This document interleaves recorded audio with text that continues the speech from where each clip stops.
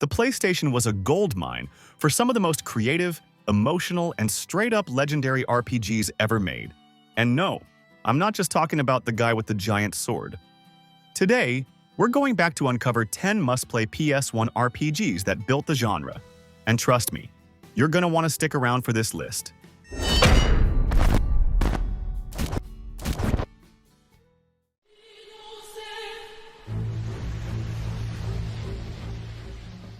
Final Fantasy VIII is one of those games that didn't just try something new, it went all in. While most RPGs at the time played it safe with medieval vibes and chosen heroes, this one threw you into a futuristic world full of political chaos, mysterious sorceresses, and emotionally confused teenagers with military training. The junction system is where things get wild. Instead of leveling up your characters and unlocking spells the usual way, you draw magic directly from enemies or from points on the map, then attach it to your stats. So if you want more strength, you might assign a powerful spell like Faraga to that stat. Every character can become anything, depending on how you set them up. And when it clicks, it's incredibly satisfying, but if you go in blind, it can feel like trying to learn calculus during a boss fight. And then there are the Guardian Forces.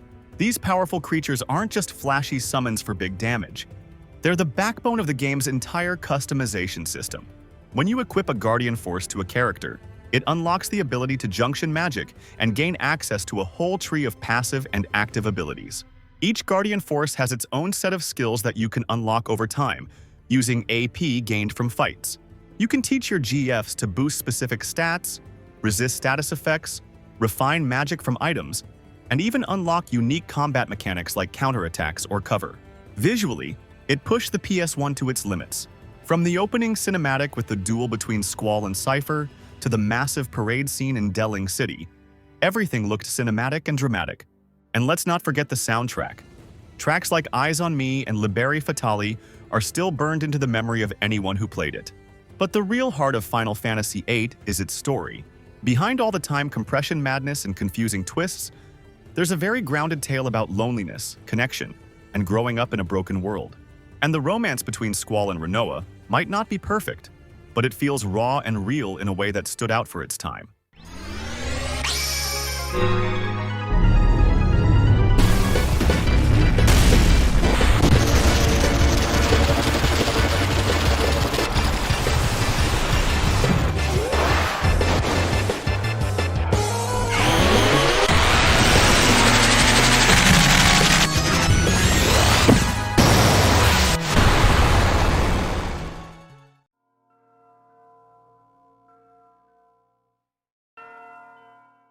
Valkyrie Profile is one of those rare RPGs that feels like it was made on another wavelength.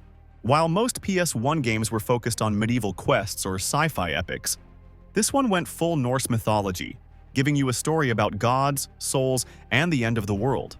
You play as Lenneth, a Valkyrie sent to recruit fallen warriors for an upcoming apocalypse.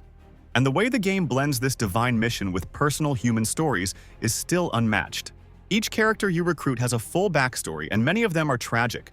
People who die in battle, betrayal, or heartbreak. The structure is also completely unique. Instead of just running around from town to town, the game is split into chapters and a limited number of actions. You choose where to go, who to recruit, and which dungeons to explore. If you waste time, you might miss characters or upgrades, but if you rush, you might not be strong enough for the final battle. Battles are fast, and take place on a 2D plane where each party member is mapped to a face button on the controller. When it's your turn, you can press buttons in any order to launch attacks. And the key is to time your hits just right to chain combos, juggle enemies mid-air, and charge up your special moves. Each character has unique animations and hit patterns, so learning how their attacks sync together turns every fight into a little performance. And when you build up enough energy, you can unleash flashy finishers that not only look incredible, but also deal massive damage. Visually, Valkyrie Profile is pure art. It uses stunning sprite work over layered backgrounds, giving it a look that still holds up today. The animations are fluid, the character designs are bold, and the whole aesthetic feels like a painting in motion. And the soundtrack? One of Motoi Sakuraba's best works, with sweeping, dramatic, and emotionally charged tracks that perfectly match every moment of the journey.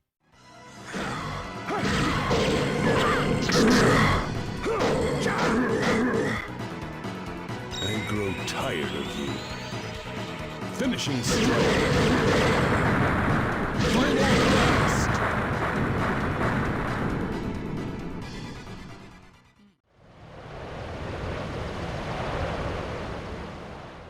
Breath of Fire 4 is one of those RPGs that doesn't try to reinvent the genre, but instead perfects it. It takes the foundation built by its predecessors and polishes everything to a near shine. The turn-based combat is classic in structure, but layered with smart systems that reward both patience and experimentation.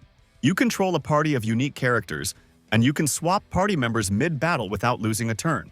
Battles follow a classic turn-based format, but the game introduces a combo system that lets you chain abilities across multiple characters in a single turn.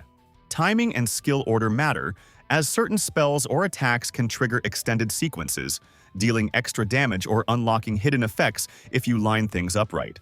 Then there's the Dragon Transformation system, which flips the script entirely. As Ryu progresses, he gains access to different dragon forms that completely change his role in battle. Each form has its own skill set, animations, and tactical uses. Some focus on raw power, others on support or elemental damage. Combine that with mid-battle character swapping and layered skill trees, and you've got a combat system that feels way ahead of its time without ever becoming overwhelming. But what really makes the game stand out is the dual protagonist setup. You follow Ryu, a quiet drifter with the power of dragons, and Fulu, an ancient god reborn into a broken world. Their paths move in parallel, each shaped by different ideologies and experiences. And the way their stories eventually collide adds serious emotional weight. And it's not just a good versus evil tale, it's a meditation on power, destiny, and the consequences of divine intervention in a world run by flawed humans. Visually, Breath of Fire 4 leans into a 2D art style, layered over 3D environments, creating a look that still holds up beautifully. Character animations are fluid, expressive, and loaded with charm. And it's easily one of the most beautiful games on the console, with hand-drawn sprites and detailed backgrounds that give every town, forest, and dungeon a distinct personality.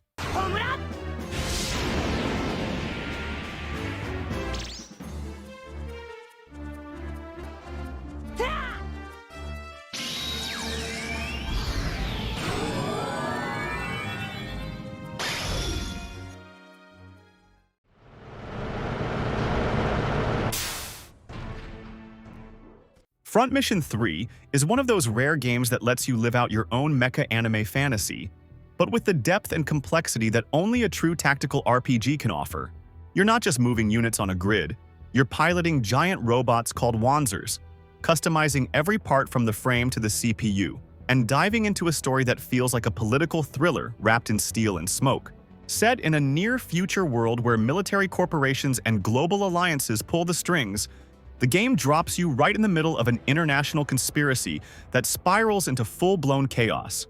What really sets it apart is how deep the customization goes. Every Wanzer can be built from the ground up, changing legs, arms, torso, weapons, and even internal components can be swapped to fit your strategy. You can build a heavy hitter with missile launchers and reinforced armor, but you can also create a nimble scout equipped with machine guns and high evasion for fast tactical strikes. And all of that ties into the tactical combat, where positioning, weapon types, and even body part targeting matter a lot. Each Wanzer is made up of different parts, and each one can be damaged or destroyed individually. You can destroy a leg to slow down the unit's movement, or remove an arm to disable any weapon attached to it. But if the torso gets wrecked, that mech is done for. Plus, there's a learning system where pilots can unlock special skills like counterattacks or dodge boosts that activate automatically when conditions are met. And watching one of your pilots trigger a perfect counter just when things are looking grim never gets old. But Front Mission 3 isn't just about blowing things up. It offers two completely different story paths based on a single decision early in the game, leading to unique missions, characters, and political outcomes. That means you're getting two full-length campaigns packed into one disc. On top of that, there's an in-game internet system that lets you explore lore, dig up secret info, and unlock side missions through fake websites. It was wildly ahead of its time and gave the world this weird sense of depth that most games back then never even came close to touching.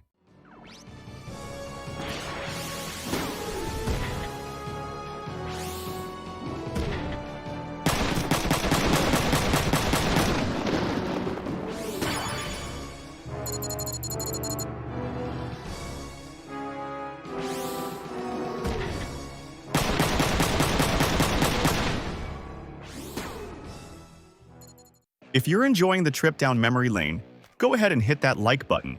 It helps me more than you think. And if you've got a favorite PS1 gem I haven't mentioned yet, drop it in the comments. I check and reply to every single one. Seriously, it's like my side quest.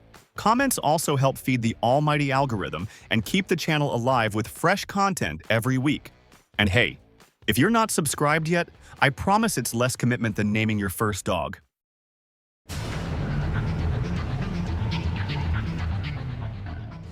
Some RPGs go all in on gameplay, others try to hit you with emotional story beats. But Legend of Dragoon didn't settle for just one thing. It aimed to be everything at once. Big cinematic energy, flashy turn-based battles, deep lore, and a transformation system that made every character feel like they had a second form hiding in their back pocket. The combat system threw a twist on the usual turn-based formula. Instead of just picking a move and watching it play out, you had to nail timed button presses called additions to deal full damage. Mess up the timing and your attack would flop. But if you mastered it, you felt like a rhythm game pro pulling off perfect combos in the middle of an epic fantasy battle. Each character has their own set of additions, and they get more complex as you level them up, which means the game constantly pushes you to master your rhythm and timing. Some additions hit hard but are tricky to land, while others are safer but deal less damage. Then came the Dragoon forms. As you progressed, each character unlocked the ability to transform into a Dragoon, a kind of magical armored warrior with devastating special attacks and elemental magic. These forms added a whole extra layer of strategy, since using Dragoon powers required building up a meter in battle. And deciding when to transform could be the difference between barely surviving or wiping out a boss in style. Beyond the flashy fights, the story had real weight. It touched on war, betrayal, ancient weapons, and personal trauma, all wrapped in a world packed with unique cultures and lore. It wasn't always clean or perfectly written, but it had heart, and that sincerity is part of what made it stick. Combined with a moody orchestral-style soundtrack and some of the most ambitious cutscenes on the PS1, Legend of Dragoon felt massive for its time.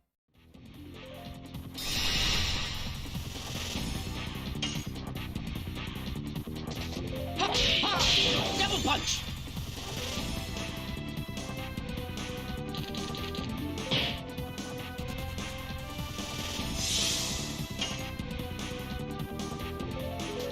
Yes! Go!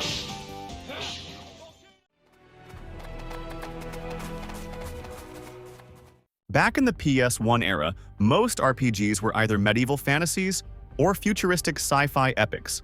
But Star Ocean's second story managed to blend both in a way that felt totally fresh. It starts like a traditional JRPG with swords, spells, and towns to explore, but quickly throws you into a story that mixes space travel, alien civilizations, and technology disguised as magic. The game drops you into a planet caught between war and superstition, and slowly peels back the layers until you realize this isn't just another save-the-world tale. It's a full-on clash of cultures, ideologies, and timelines. What makes it stand out even more is its fast-paced, real-time combat. Instead of waiting your turn like in most RPGs of the time, you control your character directly while the others are handled by the AI. But you can switch between them on the fly. Every character has short and long-range attacks, and you assign special moves to quick buttons, making combos feel smooth and responsive. You're constantly moving around, dodging spells, and trying to land that perfect skill hit while keeping an eye on your health and MP. The pace feels more like an action game than a slow RPG, which was a huge deal back then. Outside of combat, the game is packed with systems that give you a ton of freedom. There's an item creation system where you can cook meals, forge weapons, write books, mix potions, and even compose music. Then there are the private actions between party members, which trigger when you enter towns and split the party up. This lets you have one-on-one moments with your companions, sometimes heartfelt, sometimes hilarious, and those interactions directly shape your relationships and even the game's ending. Depending on how you build those bonds and who you decide to recruit into your party, the story can branch off in different directions. There are characters you might never meet on a single playthrough, and choices you make early on can ripple all the way to the finale. It all leads to an insane number of possible endings, each reflecting the relationships and decisions you made along the way. The remake, called Star Ocean: The Second Story R, brings all of this back with updated visuals in a gorgeous 2.5D style, with fully voiced dialogue, and quality of life improvements that make it easier than ever to jump in.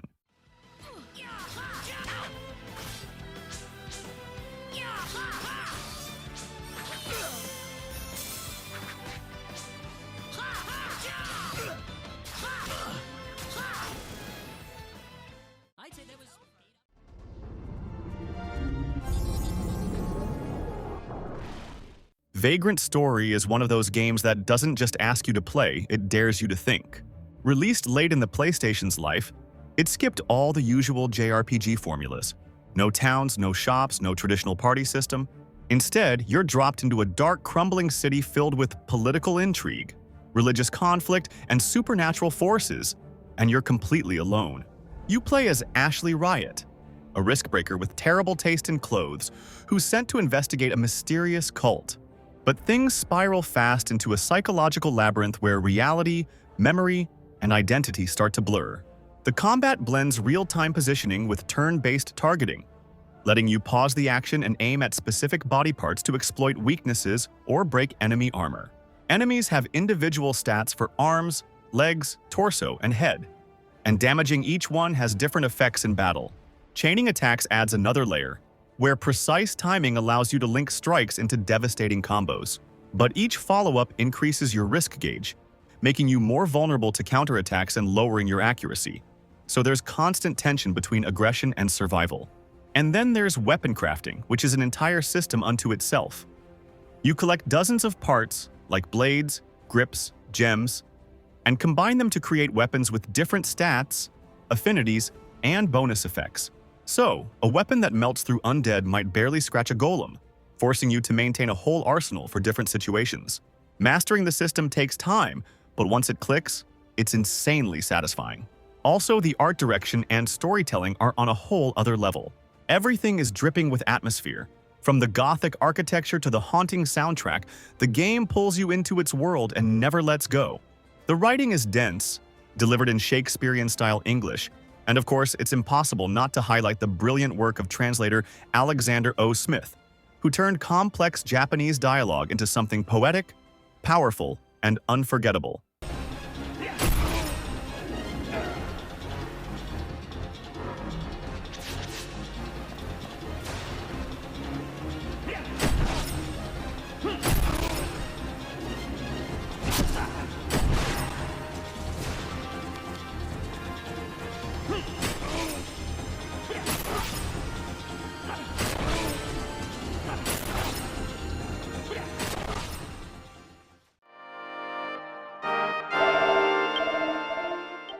Dragon Quest VII might not be the most talked about RPG from the PS1 era, but it's definitely one of the biggest.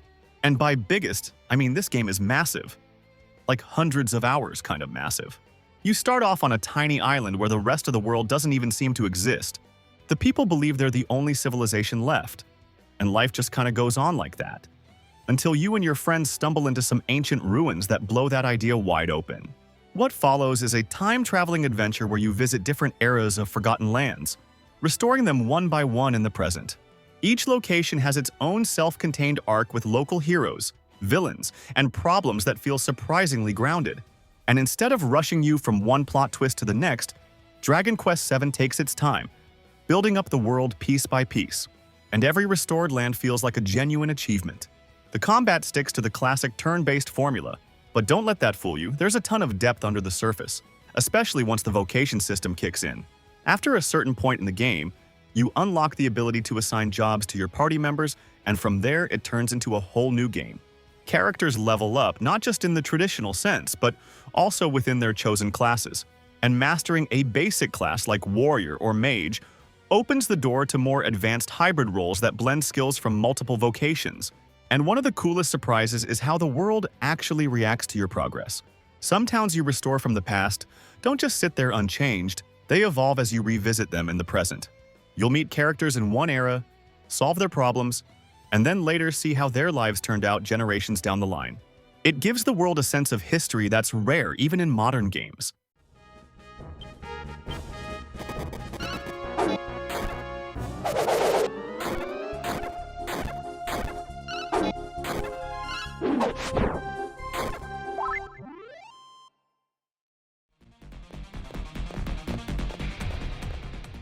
Released at a time when everyone expected structured stories and linear paths, Legend of Mana said no thanks and let players build the world themselves.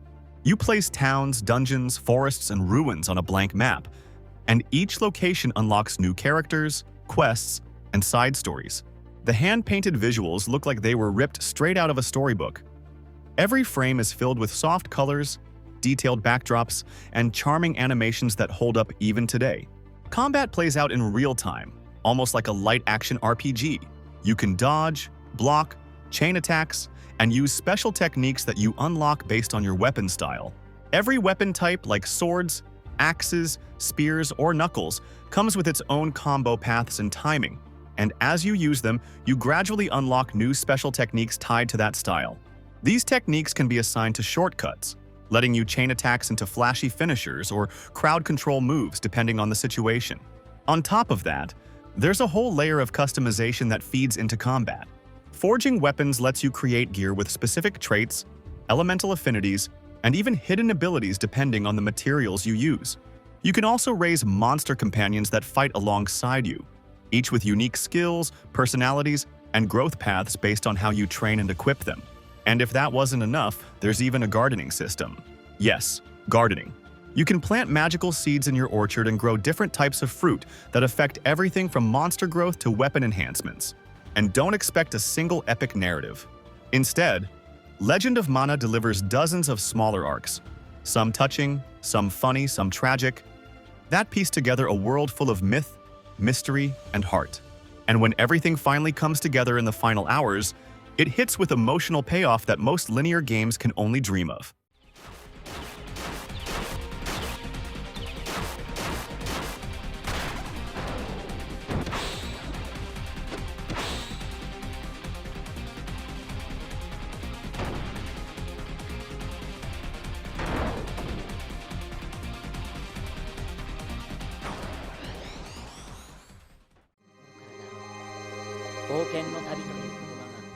Back in the PlayStation days, when full-motion video cutscenes felt like magic and voice acting was still figuring itself out, Lunar stood out as something truly special.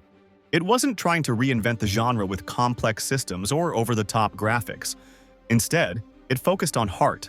Every part of this game, from its colorful 2D sprites to the emotional beats of its story, felt handcrafted with care. You followed Alex, a young adventurer chasing the legend of the Dragon Master, and what started as a small journey quickly spiraled into a tale of love, betrayal, and ancient power. The characters didn't just fill roles in a party, they felt like friends you genuinely cared about. The combat was classic turn-based, but with enough tactical positioning and spell variety to keep you thinking.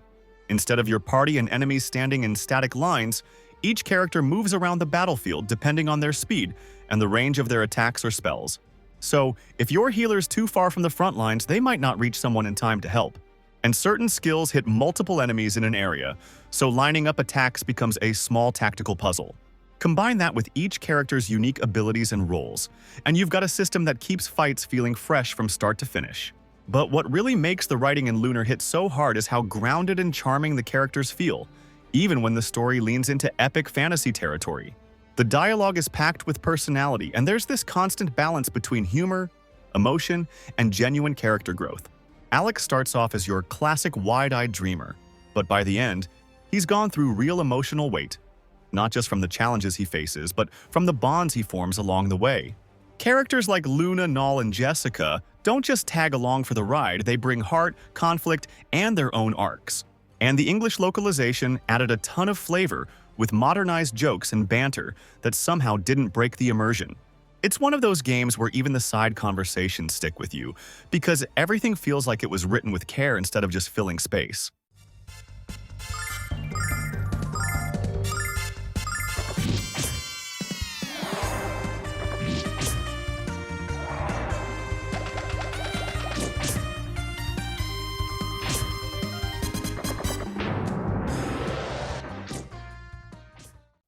I know.